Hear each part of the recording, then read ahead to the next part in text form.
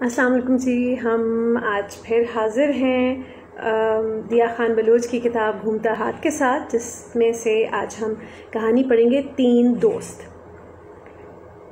زوار، ایان اور عمر تینوں بہت اچھے دوست تھے۔ تینوں ایک ہی محلے کے رہنے والے تھے، اس لیے اکثر ایک دوسرے کے گھر بھی آنا جانا لگا رہتا۔ تینوں دوست بہت خوش تھے۔ چند ماہ سے نہ جانے کیا ہوا کہ زوار پریشان رہنے لگا۔ جب تینوں دوست بریک کے وقت ایک ساتھ ہوتے تو زوار کم بولنے لگا۔ عمر نے جب یہ بات محسوس کی تو اس نے ایان سے اس بات کا ذکر کیا، لیکن اس نے بات کو وہم سمجھ کر ٹال دیا۔ کچھ دنوں بعد سالانہ امتحانوں کی تاریخ آ گئی تو سب پیپرز کی تیاری میں مصروف ہو گئے۔ عمر کی توجہ بھی زوار کی پریشانی سے ہٹ چکی تھی۔ امتحان ختم ہوئے تو سب مطمئن ہو گئے۔ محنت بھی خوب کی تھی، اس لیے اندازہ تھا کہ اچھے نمبروں سے بھی پاس ہو جائیں گے۔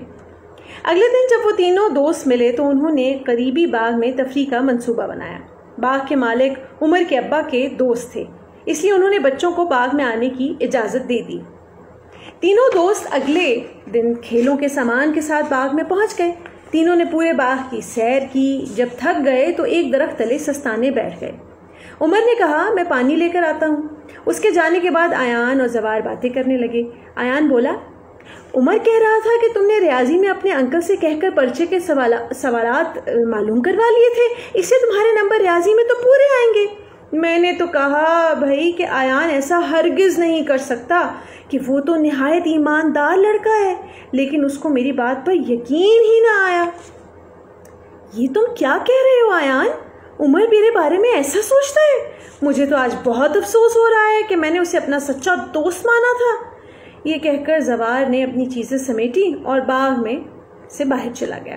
اس کے جانے کے بعد ایان دل ہی دل میں بہت خوش ہوا۔ بڑے آئے اچھے دوست۔ اسے آج بھی اسکول کا وہ دن یاد تھا جب عمر اور زوار نے ہنستے ہوئے کہا تھا کہ کوئی بھی ان کی دوستی کو ختم کروانے کی جتنی سازشیں کر لے، لیکن وہ کامیاب نہ ہو سکے گا۔ تب سے ہی نہ جانے کیوں ایان نے ان دونوں سے بیر باندھ لیا تھا، اور آج اتنے دنوں کے بعد وہ اپنے مقصد میں کامیاب ہو گیا تھا۔ جب عمر اس کے پاس آیا تو اس کے ہاتھ میں پانی کے ساتھ ساتھ مزیدار پھل بھی تھے۔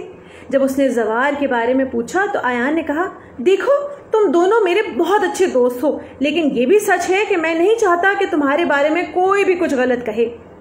کیا مطلب؟ میں سمجھا نہیں، عمر نے سوال کیا۔ زوار کہہ رہا تھا کہ تم میں بہت غرور ہے، تم کسی کو اپنے سامنے کچھ بھی نہیں سمجھتے۔ آج باغ میں لے آئے ہو، لیکن ایک ہی جگہ پر بیٹھنے کا کہہ کر نہ جانے کہاں چلے گئے ہو۔ بس اسی بات پر میری اس کی ذرا تلخ کلامی ہو گئی تو وہ ناراض ہو کر چلا گیا۔ عمر نے جب ایان کی بات سنی تو اس سے بہت دکھ ہوا کہ زوار اس کے بارے میں ایسے خیالات رکھتا ہے۔ 2 گھنٹوں بعد وہ دونوں بھی اپنے اپنے گھروں کو لوٹ گئے۔ اس دن کے بعد سے نہ تو زوار نے عمر سے کوئی بات کی اور نہ ہی عمر نے زوار سے۔ اگلے ہفتے ان کا رزلٹ تھا۔ اتفاق ایسا ہوا کہ عمر اور زوار پہلے ہی اسکول آ گئے۔ عمر نے زوار کو دیکھا تو سوچا کیوں نہ جا کر اس سے بات کروں اور معلوم کروں کہ اسے ایسا کیوں لگتا ہے کہ میں بہت مغرور ہوں۔ سلام دعا کے بعد عمر نے اپنا سوال دہرایا تو زوار بہت حیران ہوا۔ یہ تم سے کس نے کہا؟ مجھے ایان نے کہا ہے۔ وہ بتا رہا تھا کہ ایک منٹ رکو۔ عمر کا جملہ مکمل ہونے سے پہلے ہی زوار نے اسے بولنے سے منع کر دیا۔ پھر اس نے عمر سے وہ سوال بھی کیا جو ایان نے اسے عمر کا نام لے کر کہا تھا۔ اوہ میرے اللہ، ایان ہم دونوں سے غلط بیانی کر رہا ہے۔ اتنی دیر میں ایان بھی آ گیا۔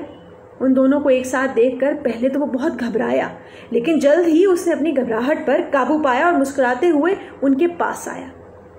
مجھے بہت افسوس ہے ایان کہ تم نے مجھ سے عمر کی اور عمر سے میری چغلی کی۔ مجھے تو یقین ہی نہیں آ رہا کہ تم ایسا کر سکتے ہو۔ لگتا ہے تمہیں پچھلے ماہ اسلامیات کی کلاس کا سبق یاد نہیں۔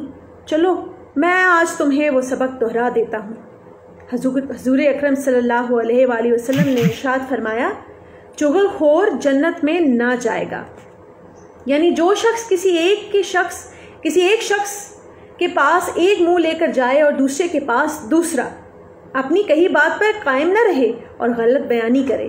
ان کی بات سن کر ایان بہت پشیمان ہوا۔ اسے آج سمجھ نہیں آیا تھا کہ وہ دوسروں کو اسے آج سمجھ آیا کہ وہ دوسروں کا برا کرتے کرتے وہ خود اپنے ساتھ برا کر گیا۔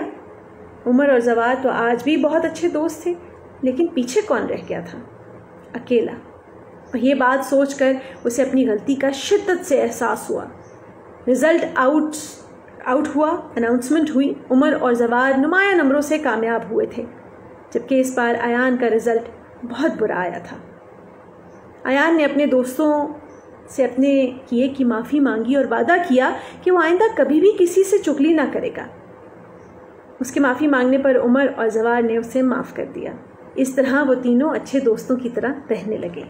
جی جناب، دیکھیے، اگر کوئی معافی مانگے تو ہمیں معاف کر دینا چاہیے، ہمیں اپنا دل صاف کر لینا چاہیے، ہے نا؟ اللہ تعالیٰ نے ہمارا دل اتنا نرم بنایا ہے کہ میرا خیال ہے کہ اگر تلخ سے تلخ بات بھی ہو گئی ہو اور کوئی اپنی غلطی مان لے تو پھر اس سے گلہ نہیں رکھنا چاہیے۔ ہاں، تھوڑی مشکل ہوتی ہے معافی مانگتے ہوئے اور معاف کرتے ہوئے، دونوں صورتوں میں، لیکن کچھ عرصے کے بعد وہ ٹھیک ہو جاتا ہے نا؟ کیا آپ کی اور آپ کے دوستوں کے درمیان کوئی ایسی ناچاکی کبھی ہوئی؟ اگر ہوئی تو ہمیں ضرور بتائیے گا، اور کل کی کہانی کا انتظار کیجیے گا۔ ہاں، جمعے کو حاضر نہیں ہو سکی، کچھ مصروفیت تھی، اس کے لیے معذرت۔ ایک کہانی کم ہو گئی تو میرا خیال ہے آپ کو عید والے دن بھی ایک کہانی سنا دوں گی، کیا خیال ہے؟ ٹھیک ہے، تو یا پھر پیر والے دن بھی آپ کو کہانی سنائی جا سکتی ہے۔ چلیں، یہ وعدہ رہا آپ سے، اور آپ سے پھر ملاقات ہوگی۔ اپنا خیال رکھیے گا۔ خدا حافظ۔